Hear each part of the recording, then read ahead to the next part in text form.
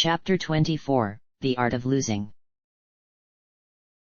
The Art of Losing. A no-man marched briskly along the street, rather glad of his cloak as a cool autumn breeze whipped round him. The tavern he had been directed to in a district of the slums, poor even by their standard, the street lined with small dreary houses, run down, and all leaning into each other as though drunk.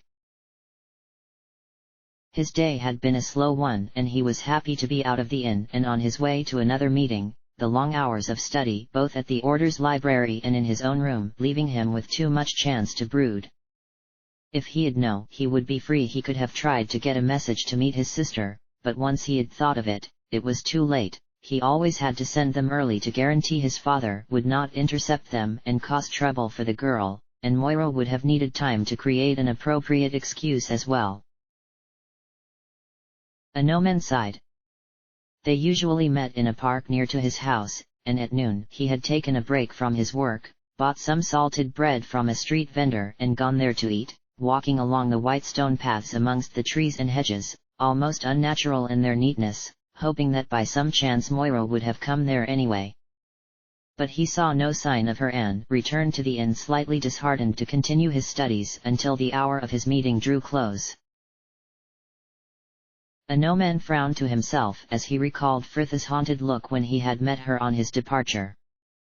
After matins that morning, he had spoken briefly with Oisig, the priest, telling him, amongst other things, that Sassa's sight had finally returned to the degree that he could move about safely, and he had left the city on a pilgrimage a day or so before. A no-man frowned again, wishing he had remembered to tell Fritha when he had seen her before. Sure, such news would have gone a long way to improving her mood. It was unfortunate the way things had turned out, and it seemed a cruel fate that had set each the task least suited to them, for his work as a healer had made him used to dealing with bodies of varying condition, and the girl certainly did not mind dealing with thieves. In fact, the way she talked of Renal, he expected them to be announcing their engagement any day now. A no-man shook off this slight twinge of annoyance, glancing up to finally see the tavern he had been heading for. A couple of men already passed out in the street before it, while a third was stood next to them being sick. Inside was little better, the people as grey and lifeless as the gloomy drab room they were sat in.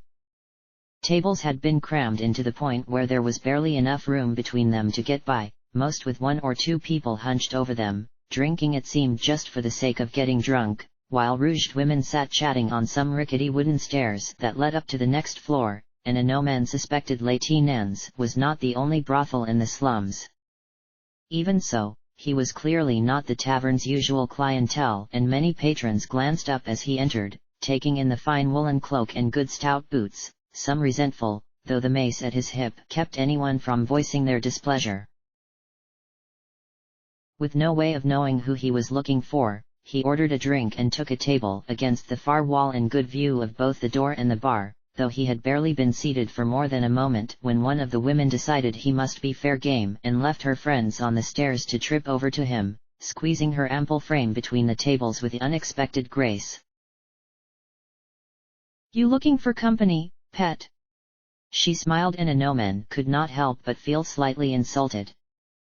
The woman was easily old enough to be his mother. Even if he was there for such things, she could at least credit him with having a modicum of taste. "No, thank you," he answered bluntly, barely glancing up from his ale, though she paid him no mind, settling herself on the bench next to him with the creak of whalebone and a grin. "Now let's not be so hasty." A no-man frowned, his frustrations rising. "Really, madam, I am not interested in anything you may be offering." "Oh no," she cooed, snaking an arm along his back and leaning in to whisper, "Cestus sends his regards." "Lursan's friend." A no-man stiffened, gazing out over the sea of faces. "He is here." The woman chuckled slightly, her voice still low. "Oh he's in the back, pet. But all eyes'll be on someone like you here, and the boy don't want to been seen." Best they think you're coming with me. He nodded once and followed her as she stood to lead him through the tavern and up the stairs. The back, as the woman had called it, was even darker than the common room, just a long corridor, doorways leading off on either side while couples stood, talking and laughing, paying them no mind as they passed, the woman finally turning into the last room. It was small, only enough room for the bed and chair, its occupant standing as soon as they entered, and a gnomon was suddenly stood opposite a lean pale lad, his broad open face looking little older than Avis's. Thank you for coming, Cestus began, reaching out to heartily shake his hand and politely offering him the chair before turning to give a small purse to the woman. And thanks to you as well, Ivy. Can you wait upstairs until we're finished? The woman smiled and nodded once. As you will, pet. Cestus sighed, running a hand through his short sandy hair and sinking onto the bed as she closed the door. I apologize for all this secrecy, but I can't let anyone know I have Lursen's whereabouts. This new guild has got everyone at our place looking over their shoulders, and I don't want to give the thief master any reason to bring me in for questioning. Especially seeing as I don't know anything. A gnomon straightened with surprise and the chair creaked warningly. You do not? But you just said you know of Lursen's whereabouts. Cestus nodded. Yes, but he hasn't defected like Renal thinks, well not to this new guild anyways. He and Helenya have joined up with a gang who are working the trade roads south, just outside the city. They've become bandits. A gnomon exclaimed, Cestus holding up a hand as though to calm him. Now, don't go getting me wrong. Lursen's a good friend and he wouldn't be messed up in anything bloody. The only reason he left our guild was because Helenya's parents got the watch on him and he couldn't make his tithes with them breathing down his neck. He was over at the Crooked Crane near the city gates when he met with these two who were there keeping an eye on what caravans would be leaving the city that day, numbers of guards and the like. Apparently they got talking and offered him a place with them. I never met them myself, but Lursen said they were all right sorts and there's no way he'd have had Helenya join him if he was in any doubt. The lad smiled faintly. He loves that girl more than life. The group are just taking a cut of trade that's heading for Tethur, and then letting the caravans pass by unharmed.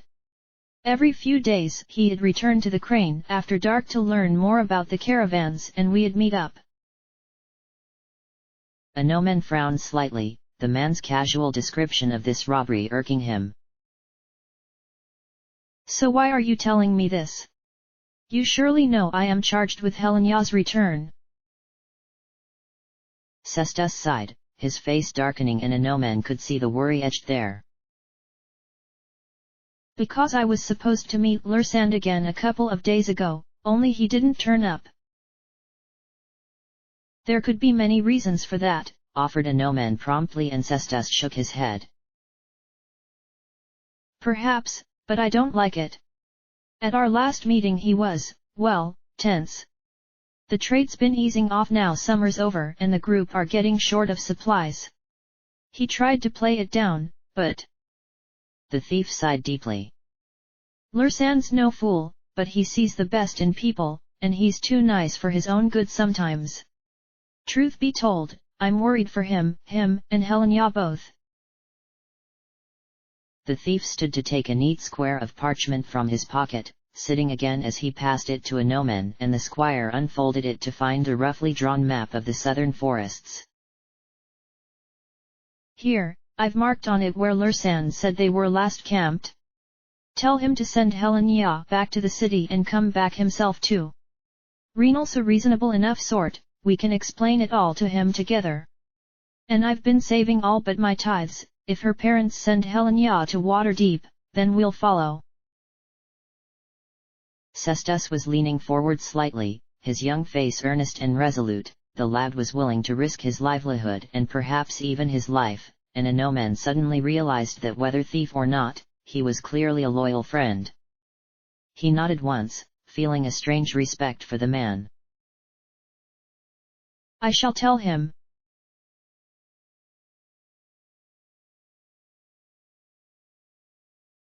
A stiff breeze was blowing upriver as Herr Dallas walked along the bridge, the sky before him blazing gold from the sunset, and the brightly lit windows of the 5 flagons seemed hollow by comparison.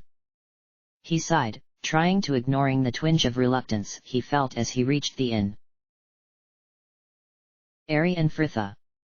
The girls were suddenly more similar than he had first believed, at least in their distress. The choice between them was getting more difficult.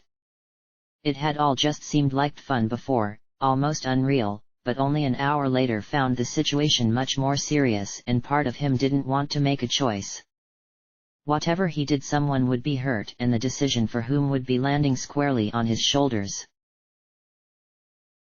Firstly, Fritha had arrived back, grey and tired, and Herr Dallas recalled clearly her troubled look as she had talked of the murders, her habitual distance finally lessening.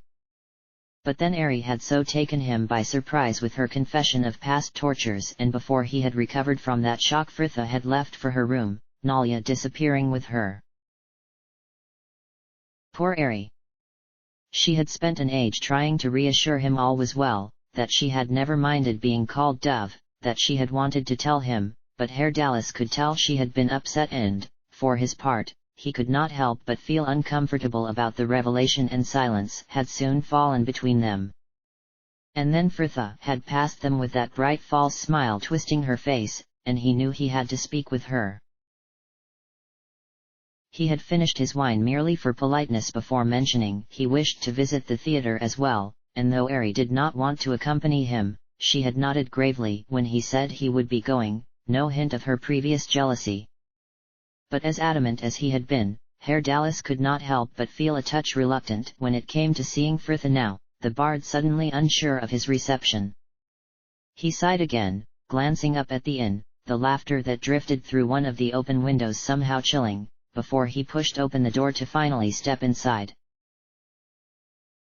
Rehearsals were taking place, though, thankfully, Samuel had recognized him from his time with the Sigil troupe and let him down into the theatre, the actors paying him no mind as he skirted along the wall to the stage and through the wings.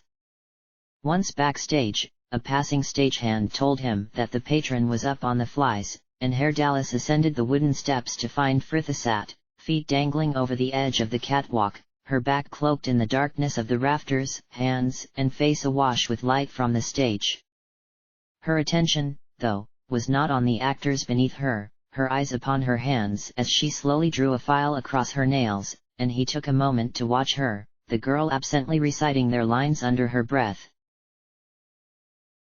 Oh, Karenina, back from me, your love will be our doom.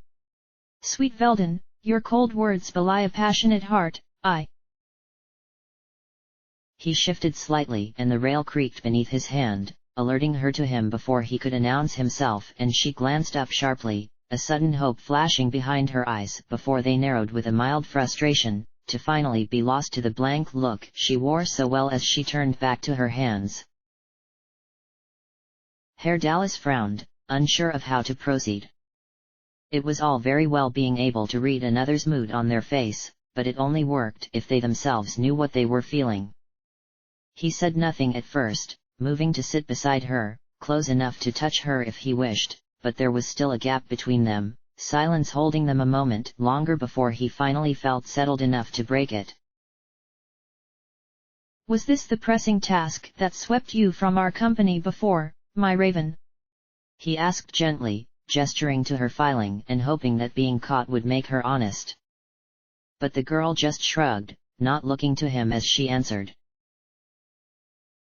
I came to help them with the sewing, but Win finished the last of it this morning. You could have come back, he pressed. I prefer it here, she answered mildly, the hint of a sigh creeping in, and he felt slightly disappointed that their previous distance seemed to have returned as silence fell again, the voices of the actors drifting up to them. Prepare the horses, Karenina is to leave here this very night. But master, you said she was to remain here till the spring.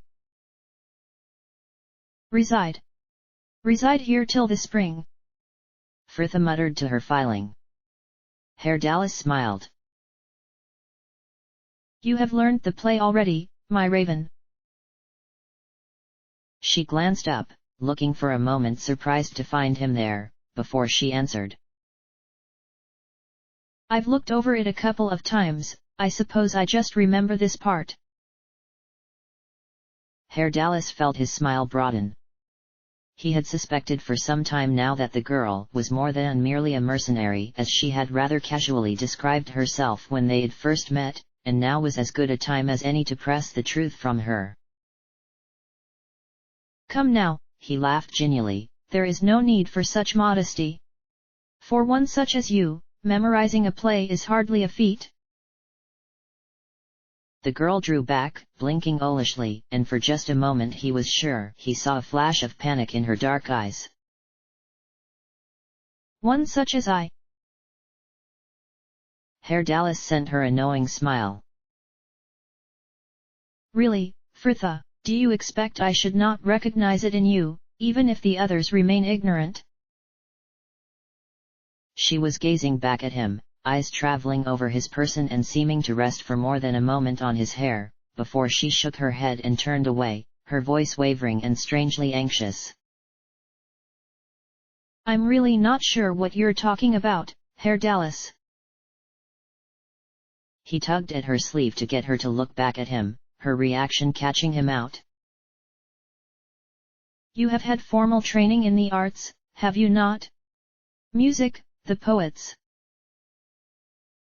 She blinked again and suddenly she was beaming, nodding her head as she laughed quietly, and Herr Dallas could almost taste her relief. Yes. Yes, of course. The bard smiled as well.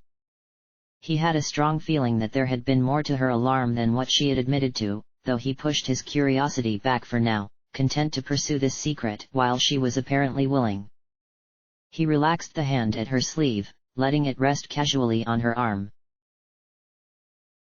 I told you we had more in common than I first realized, he smiled, but Fritha just snorted. Hardly. I make my living by the sword, not song, well, unless you count the time early on in my training when Imoen offered me everything she owned to go and practice somewhere far away from her. Herr Dallas laughed, unconvinced. Perhaps, but the skills are still there. Tell me, do you act? The girl smiled slightly. Does lying count? Herr Dallas frowned, but chose to ignore this. Do you play an instrument then? The lute. Herr Dallas smiled. Truly? It is back at the inn. No, I lost it when we were captured by Irenicus. Fritha sighed, looking sad for a moment before shrugging absently. Such is life. A shame truly.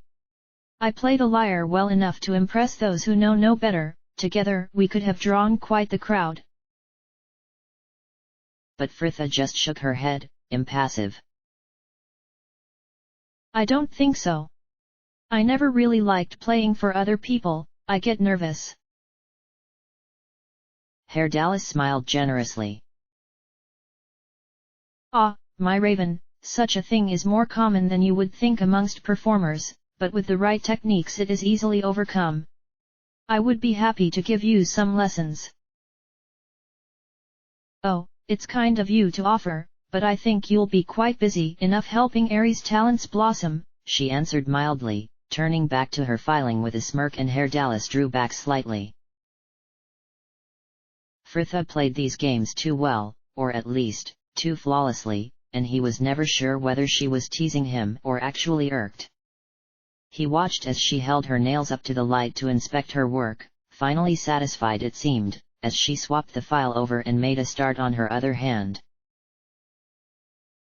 Fritha gazed at her fingers, just dark silhouettes with the light of the stage behind them. Her heart was beating heavily and she could feel the tremble she was suppressing in her hands, glad for the moment when she could pass the file casually from one to the other and occupy herself with filing once more. Why did he have to come here? She had been so close to just giving up on the whole thing and now she was unsure again. He seemed to be impossibly close and though he had removed his hand from her arm, she could still feel the warmth it had left there. You disapprove my teaching Ari to act? The bard asked and Fritha felt her stomach tighten, forcing herself to look at him as she answered.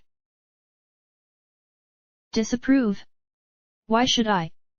Ari has been through much, as now you know, anything to bring her a little joy is fine by me. Herr Dallas was watching her carefully, but Fritha just smiled, confident in her mask. After all, the best deceptions were just misleading truths and she had spoken no word of a lie. Ah, yes, he continued, shaking his head gravely, our dove's taste of a cage, a terrible thing. I must confess to being quite taken aback when she told me. I assume the rest of you knew. No, only I and Nalia, she confessed, taking a perverse pleasure in adding, Ari must trust you quite a bit to tell you of it. Yes, he said slowly, still watching her as he continued, she seems to be a trusting soul, an even more unexpected quality considering what she has been through. She is so innocent and gentle, I am surprised she has managed to retain a heart so full of goodness after such suffering. It is so unlike myself and others I know. He glanced to her with a smile, I cannot help but find her kindness interesting. Well, there you had it. He really couldn't have put it any plainer for her. He liked Ari, just as he had hinted and alluded ever since this had all begun. A strange rush of emotions surged in her, a horrible empty feeling suddenly yawning under her ribs and she struggled with the conflicting desires of wanting to burst into tears or shove him off the flies. But in the end she just sighed, turning back to her hands with a slight smile. Ari's not as innocent as she seems. There is a strength beneath her soft look. Like those flowers that grow in the coldest north, such pale delicate blooms, but their roots go deep. They can survive conditions that would kill other plants. Fritha smiled as she recalled the elf's surprised look after she had destroyed the beholder. It was hard not to be fond of her even with all that had happened recently. She has strengths you have yet to see. He looked as though he would reply to that, but the sound of Higold ending the rehearsal cut him off. Right, that's all for tonight everyone. Davith, I think you may need to look over your lines a touch more, but other than that nice performances all round. The man turned to look up at her. What did you think, my lady? Fritha smiled, forcing a buoyancy she did not feel into her voice. Very nice and good projection too, I could hear you all the way up here. That's important. She added with a grin, I plan to have a full house on our opening night. A gentle laugh traveled the actors, and Fritha watched them disband before standing herself, Herr Dallas following her back up to the tavern and out into the street. The sun was almost set now, the wind more bracing than it had been earlier and though not cold, it was unexpected and Fritha could not quite suppress a shiver as the first breeze caught her. Are you cold, my raven? Fritha sent him a contemplative look, fighting hard against the fluttering that had suddenly begun in her stomach. She had read enough romance novels in her youth to know what came next should she answer in the affirmative. What was he playing at? He had just spent the last half an hour telling her how fascinating Ari was, and then in practically the same breath he goes and reasserts himself with her. Was he just being nice or perhaps looking to make Ari jealous? Fritha just did not understand what he meant by any of it and suddenly she did not care. She shrugged mildly. I suppose. He slipped off his jacket immediately and she allowed him to put it about her shoulders. It smelled of him, of the dust of the flies and a faintly musky undertone, a single long blue hair still clinging to the collar. It was nice stood there in his coat, warm and comfortable, the slightly awkward feeling of the sleeves hanging empty at her shoulders merely adding to the unfamiliar sensation. And that was when she made her decision. She had once wondered whether just flirting with the man would be enough, and in that moment it seemed it very much was. Herr Dallas liked Ari, and probably always had, but if he wanted to flirt with her as well and get the elf all aflame with jealous affection, then that was his concern, and it was somehow easier to enjoy now. Frithia knew it would not lead to anything.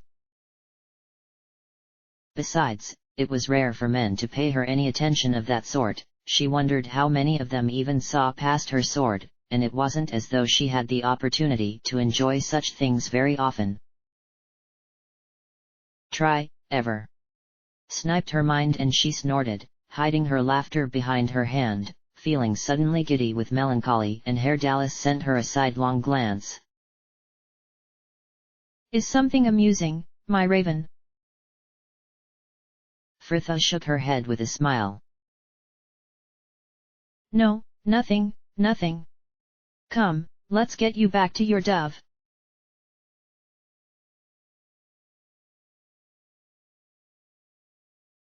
They walked back to the inn in silence, even and reflective. A few times Herr Dallas turned to her as though to speak, but would always just turn back to their path again without a word, and Frithia was glad of it. It would have been awful to stand there with him gently explaining the obvious to her, telling her how he valued their friendship or some other trite nonsense, and Frithia wondered absently why people bothered trying to spare each other's feelings in such situations. It would sting whichever way you told someone you did not return their regard, at least have the decency to be blunt. After all, they would be in a much better starting position for getting over their unrequiting paramour if they could spend the next 10 days raging about what a heartless bastard they were. Frithia smiled. No, all in all, it was much better with things left unsaid, and she was rather enjoying the walk in an empty sort of way, wrapped in his coat and lost in absent dreams of another life. The inn was ahead of them now, the windows aglow with a welcoming light, and Frithia wished she had made some excuse to stay in the darkness of her theatre. It was too late for such thoughts now though, and she allowed Herr Dallas to open the door for her, entering to find Ari still sat where she had left her. The druid had finally joined the table as well, and the pair glanced up as they approached, Ari's eyes round as she took in the coat at her shoulders, color creeping into her cheeks as she hurriedly emptied her cup and stood, teapot in hand. Oh, you are back, she stuttered, suddenly unable to meet their eyes. Well, I think I may, fetch some more. Well, please excuse me. And with that Ari turned and fled to the bar, Herr Dallas's gaze following the elf before he glanced back to her, and Frithia had never seen him look so unsure. "'Tis your cue, Sparrow," she said with a forced mildness, gesturing after the girl. The man said nothing though, merely sent her a contemplative frown before pushing past to follow the elf. Frithia sighed, shrugging off his coat to take a seat and laying it neatly on the table next to her as she helped herself to some ale. Well, she had known it would be so, there was no point getting upset about it now. "Cold are we?" came Jahara. Frithia sighed, taking a long draught of the bitter liquid. "No, not particularly," she answered finally, glancing up to notice the druid's gaze upon the coat at her elbow, and Frithia swallowed, dropping her attention back to her drink as Jahara gave a deep sigh. "Frithia, if you like him." "I don't," she interrupted quickly, conceding at the druid's measured look. "I mean I do, but—" she stopped and drew a measured breath. "His feelings lie elsewhere." Jahara raised a skeptical eyebrow. "And how are you so sure?" Frithia felt herself color but answered promptly all the same, evenly meeting the woman's gaze. "He talks about her when we're alone together, has done ever since he joined us really." She shrugged. I can't see him doing that with her about me. Jahara frowned slightly. The girl had a point. It was a rare courting technique that involved mention of the other woman, and by the look on the girl's face, it had not been pleasant to hear. It was difficult to tell sometimes whether the tiefling was obtuse or just incredibly unkind. He says she's innocent. Frithha continued, eyes determinedly fixed on her cup as she took another drink. He finds it interesting. Jahara snorted, feeling suddenly angry that Frithha was still young enough to be injured by such silliness, and that the other two were old enough to have forgotten how it could hurt. Ari is not as innocent as she makes out, and she certainly has nothing on you. Me? Laughed Frithha, though more with disbelief than any real amusement. I'm no ingenue in this.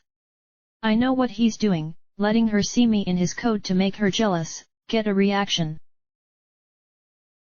Then why go along with it? Frithha sighed and shook her head, unusually open as she answered her. Because, whether he meant it or not, I just wanted to see what it would feel like, a man's coat about me. It was nice, like I was owned, like I belonged to someone. Jahara sent her a measured look. Belonged to him? She baited, but the girl did not rise to it, shrugging mildly. Belonged to anyone. So where is the harm? Herr Dallas is my friend and I am resigned to nothing more. Jahara snorted. You know exactly where the harm lies, Ari. And despite what you may think, you are a lot greener than she in this. She more than likely knows Herr Dallas is trying to make her jealous. Frithha frowned slightly, genuinely puzzled. Then why did she get upset? Well, I suspect she was trying not to, but emotions have a tendency to make themselves known. Frithha snorted with disdain. Amateurs. Well, we can't all be as deft with lies as you are, girl, Jahara snapped, angry at Fritha's characteristic distance. But have you stopped to consider that perhaps there is sometimes more to gain by showing your emotions? At least the bard knows where he stands with her, which is more than can be said for you. Frithha felt her stomach grow hot. That was true enough, she had persistently concealed her jealousy with a flawless mask of friendly indifference. What would he have inferred from that? And suddenly it was all painfully clear. Oh dear. He hadn't been teasing her about Ari for fun, or even for spite, but to see if she liked him. Jahara was watching her with a gentle pained expression and, unreasonable though it was, Frithha had never wanted to scream at anyone so much in her life. Frithha, you hide away from everyone and you do it too well. I worry for you. If you have feelings for him, then let him know honestly before it is too late. With a will that felt like it could have moved the heavens, Frithha forced a smile. Not too bright, not too melancholy, a perfection in balance. Herr Dallas is just a friend, Jahara, we may flirt and such but it means nothing. But the woman merely shook her head with a weary sigh. Frithha, this is a dangerous game you're playing. Oh, life's a dangerous game, and the stakes are much higher, she snapped, the druid's words echoing her own mind in an unwelcome way. Oh, is that the attitude we are having now? Jahara snapped back, her temper finally winning through. Your games could split this group. Something that you railed quite vehemently against when it was I causing the tension. Fine, Frithha shouted, standing to snatch the coat from the table before her. The ties will be cut. Frithha, Jahara came more gently, reaching a hand across the table as though to soothe her, already regretting her sharpness it seemed. The girl remained unmoved. Oh, leave me alone, won't you? Here! She snapped, turning to redirect her ire on the man stood at the bar behind her, Frithha throwing the coat to Herr Dallas as she stalked past, he and the elf glancing up with surprise. My thanks! And with barely a moment to take in their shocked faces, she continued across the tavern and stormed off upstairs.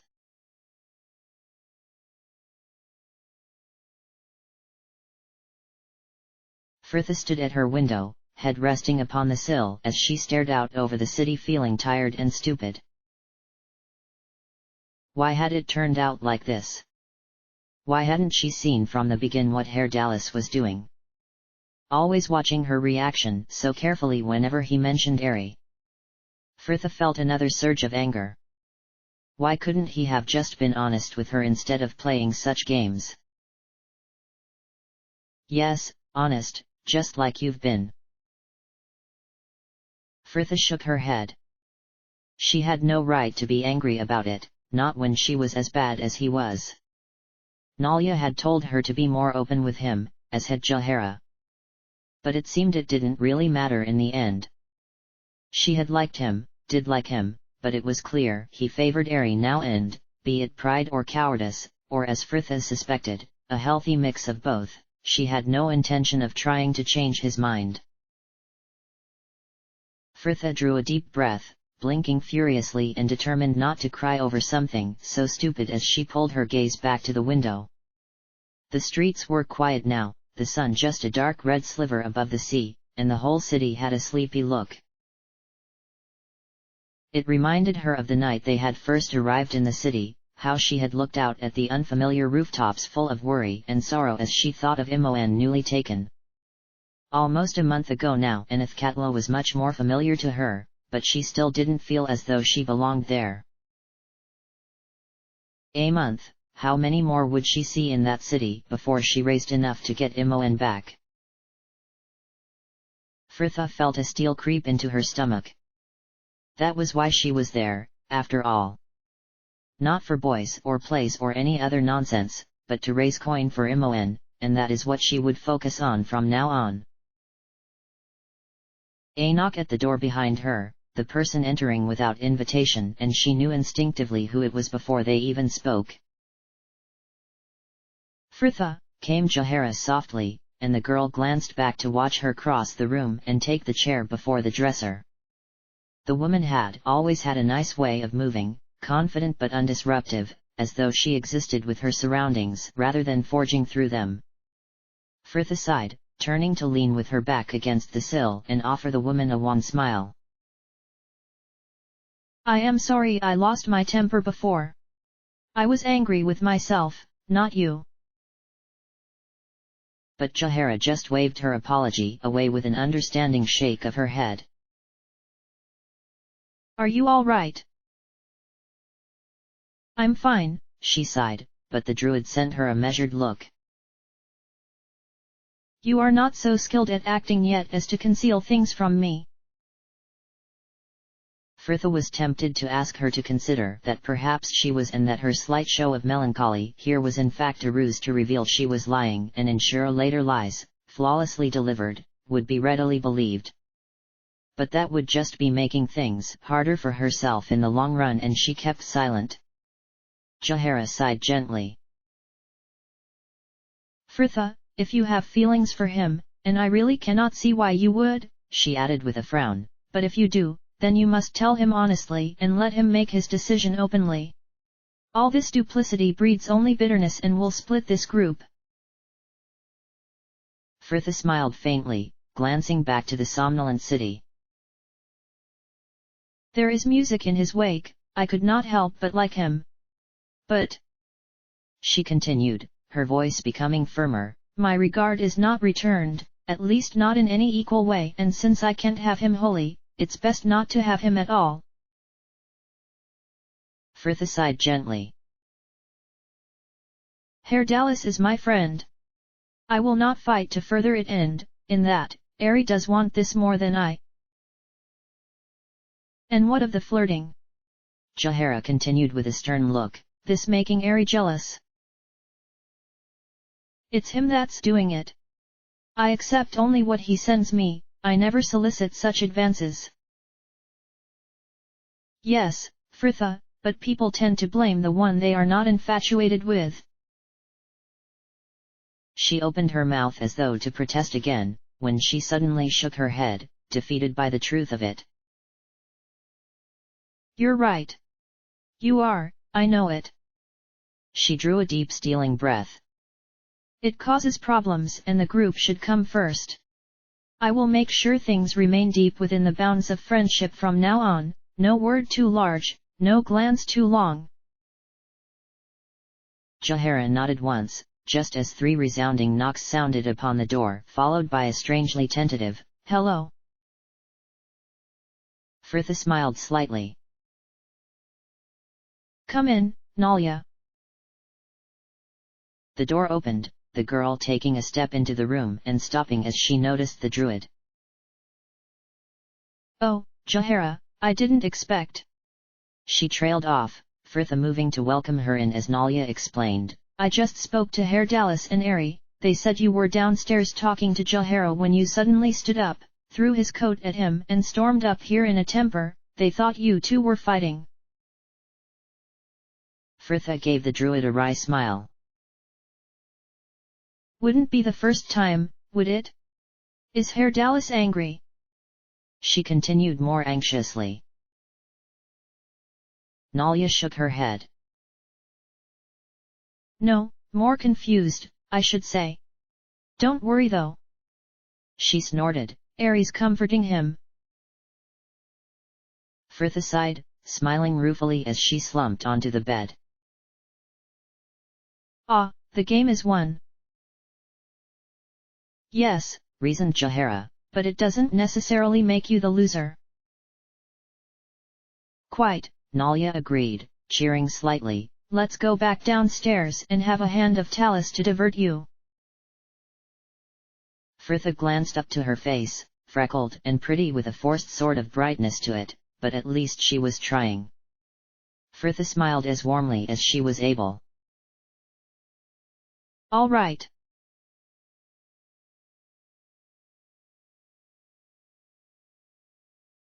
But the 3 women had only just returned to the common room and begun a hand, when a noman arrived back at the tavern and they immediately put aside their cards to hear his news, Ari and Herr Dallas joining them, a stiff sort of politeness descending on the table, everyone seemingly determined to pretend the last hour had not happened. How was the meeting? Asked Fritha, pouring him some ale as a noman sank into the chair next to her, the man nodding his thanks. Fine. I learned much. And he related to them his meeting and all the lad had told him, the others about him quiet until he had finished. Well, sighed Fritha, the first to break the silence that followed his account, there is only one thing to be done now, the investigation will have to be taken to the source. You said Cestus told you where these bandits were last camped? A noman nodded. Indeed. About a half a day or so into the forests southeast of the city. Though that was a few days ago now, they may well have moved on.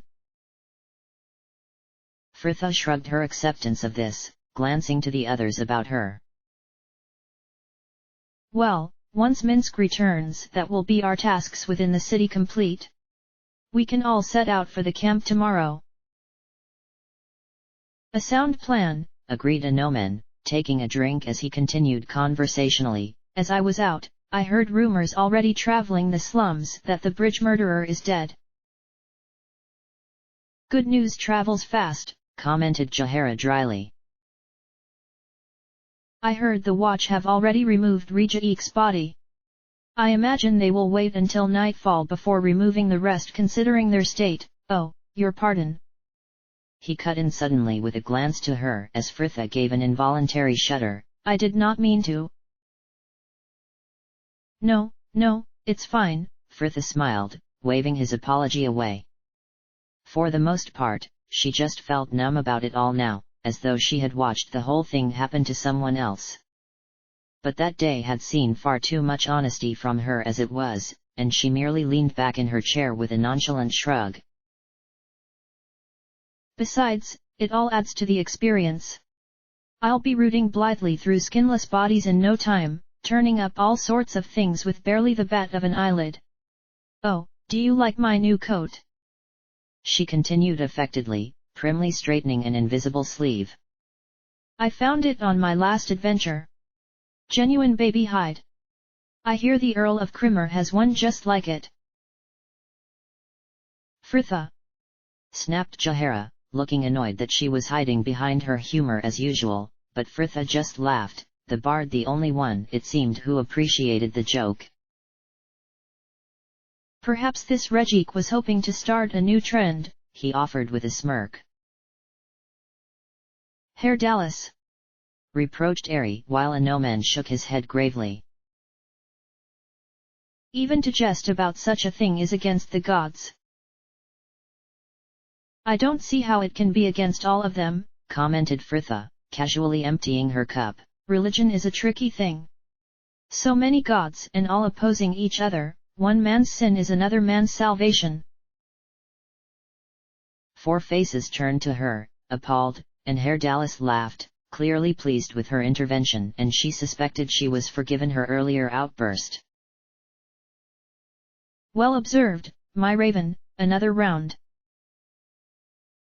And before anyone could answer either way, he had stood to pass her the teapot, taking up the empty ale pitcher himself, and Fritha had little choice but to follow him to the bar. Herr Dallas, really? Fritha complained as she weaved after him through the press of people, the weight of the pot shifting in her hands as liquid sloshed about inside it. This teapot is still half full. Oh, bar that! He hushed her genially, glancing back with a grin as they finally found an unoccupied section of bar. Did you really wish to stay there and burn under the glare of their disapproval? Fritha smiled, shaking her head absently as she turned to place the teapot on the bar between them. They merely wait for our return, you know, she warned, but the bard just laughed, seeming to relish the trouble of it. Let them. Ah, my raven, did you mark the nightling's face? Oh, and the druid, if looks could kill. Yes, and even your dove seems to have found her talons, Fritha muttered mildly, and the bard looked delighted, a broad smile lighting his features. Fritha, do I notice a hint of green creeping into your plumage? But the girl just laughed heartily and found it was a lot less forced than she would have thought.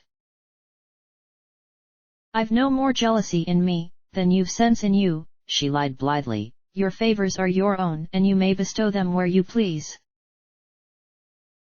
Herr Dallas grinned. Oh my raven, I am a mere mortal and ergo cannot help but be swayed by a fair countenance and even fairer heart. He paused to send her a sly look. But I shall be forever sworn to you if you can make the nightling blush. Fritha laughed, shaking her head as a dozen ideas came to her unbidden, the voice grave behind her eyes. Oh, not for the wide world.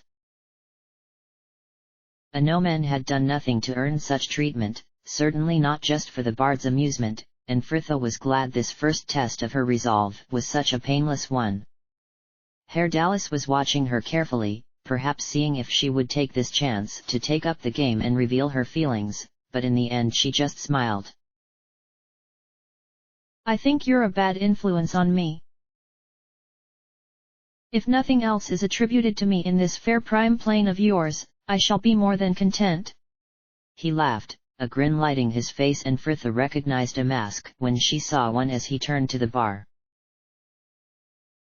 Herr Dallas frowned slightly to himself, focusing on the myriad of bottles that covered the shelves behind the bar as the girl moved to stand next to him. A large group of mercenaries had just arrived and moved up to the bar, all shouting and laughing as they joined the waiting patrons, and the crowds already there shifted to accommodate. Fritha suddenly pressed against him. He thought she would at least blush after the fuss she had made before, but she hadn't even seemed to notice, all her attention on trying to catch the eye of the servers. She glanced to him, giving him a friendly smile as an elbow in his back pressed him closer. It seems we've escaped one discomfort to find another. Jahara would deem this the balance at work. He smiled slightly at her quip. Divine retribution. Perhaps the gods did not think much of your theory. What were you and the druid quarreling about before? Oh, nothing really, she dismissed, the girl smiling slightly to herself. Jahara was worried I was putting too much of my focus on the theater and it was making me tired for my other responsibilities. And about that, she continued, dipping her face slightly, her shame apparent. I am sorry if I seemed sharp before. I know I was in a temper with Jahara, but I shouldn't have taken it out on you or anyone else. Herr Dallas shook his head with a smile. He had been more surprised than offended, and her contrition was so genuine, he doubted he could have remained angry with her even if he had been. Ah, worry not, my raven. Your day has hardly been peaceable, it is unsurprising it has colored your mood. She looked at him and nodded once, suddenly grave, and he felt there was much more behind her words as she replied, Thank you, you are very kind. And then the moment was gone, and she was leaning across the bar to finally catch the attention of a serving girl, passing her the jug and teapot to be refilled. Herr Dallas sighed to himself as he stepped back slightly to watch her. Fritha was a confusing little thing. So warm one moment, so cold the next, it made his head ache just to try and work out what she was thinking, and he wondered sometimes if she herself knew. She was so cool in the theater, talking about Ari as though she wanted nothing more than to see him paired with the elf, but then the girl was happy for him to put his coat about her on their return. And then, but moments later, she was flinging it furiously back in his face. Herr Dallas shook his head.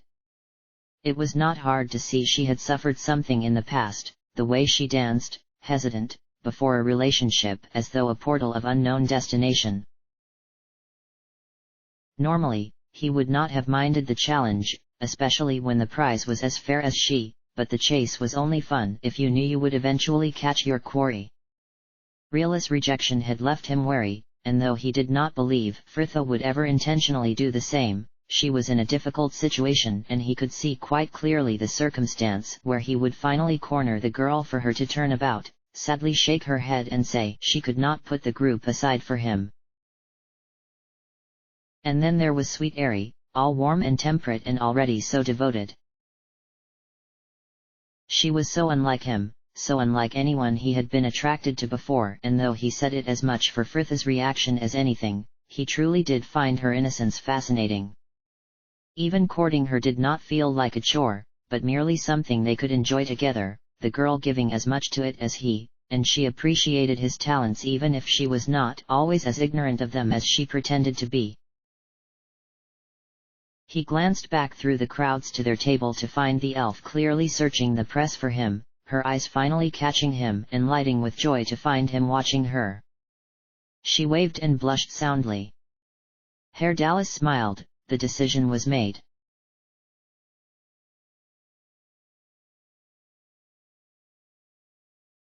Fritha drew in a deep measured breath of cool evening air, watching the lights of the city lane out and flickering before her, the low rumble of the tavern beneath the only thing to break the stillness of the empty street.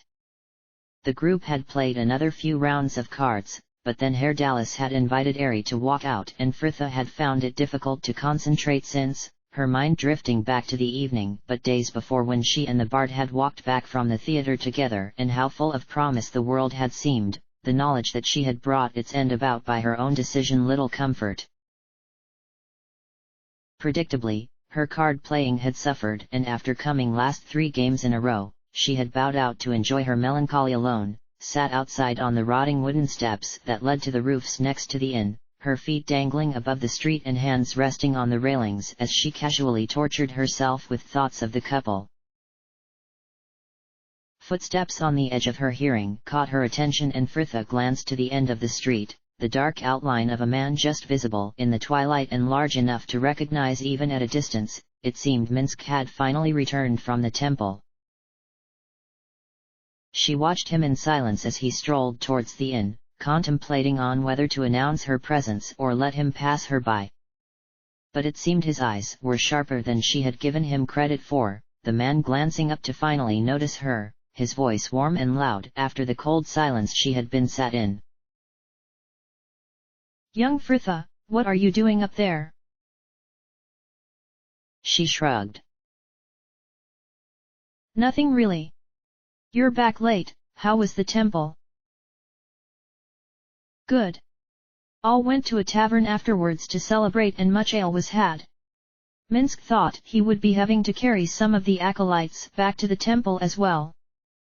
He laughed, moving up the steps to settle on the one beneath her, the man still taller than her even then. As we walked back here, Minsk and Bu passed little Ari and the Bard. Minsk has noticed they spend much time together, yes.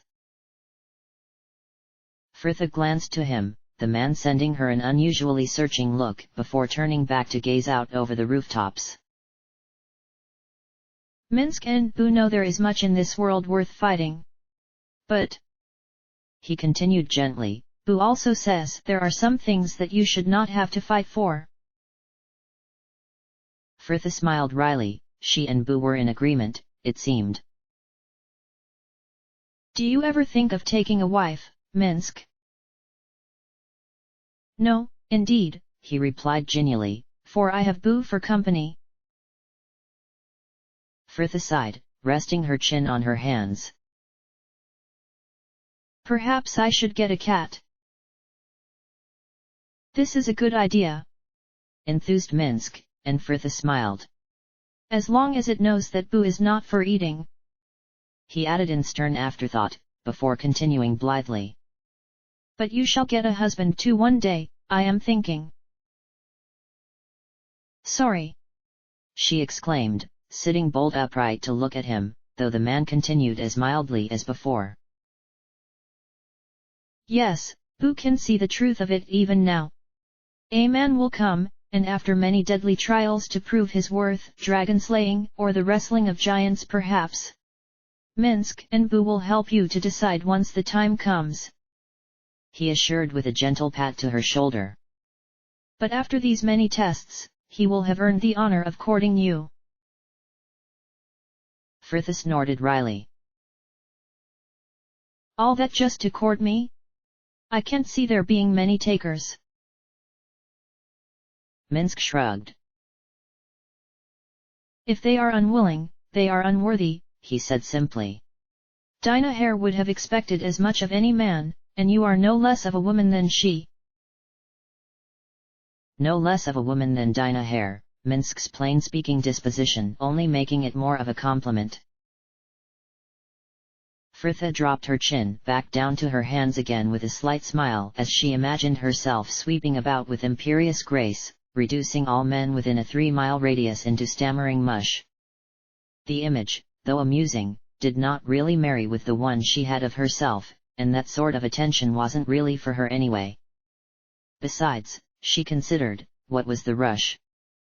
Yes, her heart was bruised, but it would heal, and she had the rest of her life to fret about such things. And to find someone willing to undertake Minsk's rather rigorous selection process. "Minsk, can you teach me some more of the Ode of Durik and Alekva?" He nodded once and began to intone the words, his deep voice echoing almost eerily in the empty street, Fritha joining him an octave higher, their voices drifting up to a star-strewn sky. End of chapter.